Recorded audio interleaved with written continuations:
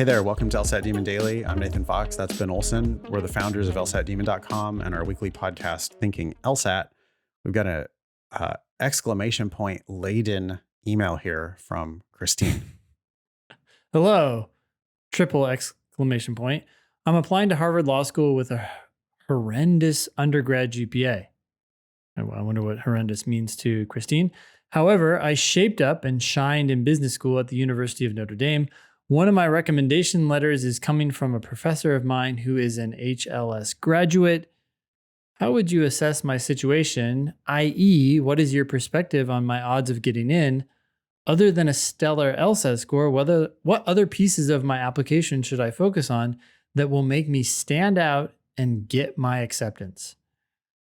So we have some background data here. Harvard's 509, and we also have the lsd.law page for 2022, 2023. We can link to this, but discarding one anomaly, the lowest self-reported GPA for an accepted student last year for Harvard Law School was 3.55. Okay. How horrendous, Christine, were your undergraduate grades? And if they were that or below that, I think your chances are almost nil. Yep. Like, I give zero shits about your good GPA in business school. Everybody gets a good GPA in business school. You know, you have to be me to not get a 4.0 in business school. I did not get a 4.0 in business school, but like, I went to business school and it was so easy to get A's. I just didn't give a shit. Yeah. Everybody else there was getting A's in every class. And, you know, like, you did good and that's great. Fine. You know, again, it's a feather in the back of your cap where no one can see it, that you have this MBA and that you have these higher grades. Harvard Law School is going to make their decision based on your undergraduate GPA and your LSAT. Even with a 180, if your grades are below 3.55, I think you have almost no chance of getting in to Harvard Law School specifically. Sorry.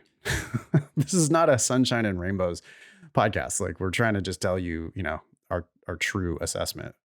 I don't mean to pile on here, but I'm curious what you think of this email. It's just an email to us, obviously, so not super polished, but anything stick out to you? I'm not sure what you're looking at. You're criticizing the writing, the grammar. Well, okay. So these things don't matter, obviously, when you're writing to us, but you didn't capitalize Harvard Law School. Harvard Law School capitalizes Harvard Law School. Capitalized Harvard, but not the law and school. Yes, exactly. And then this question, how would you assess my situation, i.e., what is your perspective on my odds of getting in? You really have two questions there. And then it's underlined in Google Docs, and that makes sense because standout, you've put it as a noun, but it's actually a verb. These kinds of things matter to Harvard admissions officers when they're comparing two applicants with stellar numbers. And you know, apparently you don't even have the stellar GPA. So it's going to be a tough road. These are the small little things that show attention to detail that a Harvard reviewer is going to say, oh, yeah, I guess between these two, this person seems to get it a little bit more. Yeah, I mean, it's a small typo. Google Docs, by the way, is not actually underlining that for me. So whatever Christine used to write her email, maybe that standout did not get flagged for her. But yeah, that should have been 2 words there. Other than that, I don't know. It was a short email. It seemed like it was decently written. I don't automatically read that and go, oh my God, you don't have what it takes to go to Harvard Law School. But I think you should for sure broaden your horizons. Like, I think that you should be applying to a wide range of schools. If you have a bad undergraduate GPA, putting all your eggs in the Harvard basket is not a good decision.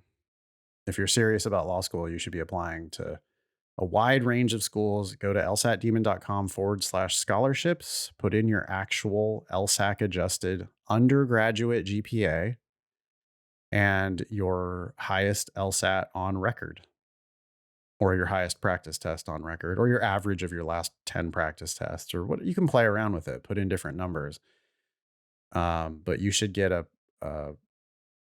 15 schools that seem like some of them, Harvard's always going to be a stretch. Like the scholarship estimator is going to probably tell you that you're not getting any scholarship money to Harvard. Well, I guess Harvard is always just need based anyway. But you'll see schools in the top 14 are going to be like, 3.5. Yeah, probably not. But schools outside the top 14 with the right LSAT, absolutely. And I hate to break this to you, Christine, but yeah, your business school GPA just doesn't matter for law school admissions. I bet the schools are not really happy to talk about that, right? Like schools, master's programs, I think a lot of people see them as an opportunity to rehabilitate their undergraduate GPA. But for law school admissions, it does nothing. Yeah. Yeah, it's a bummer. Thanks, Christine. Email daily@lsatdemon.com if you'd like to ask us a question or share some LSAT or law school admissions news. Thanks for listening.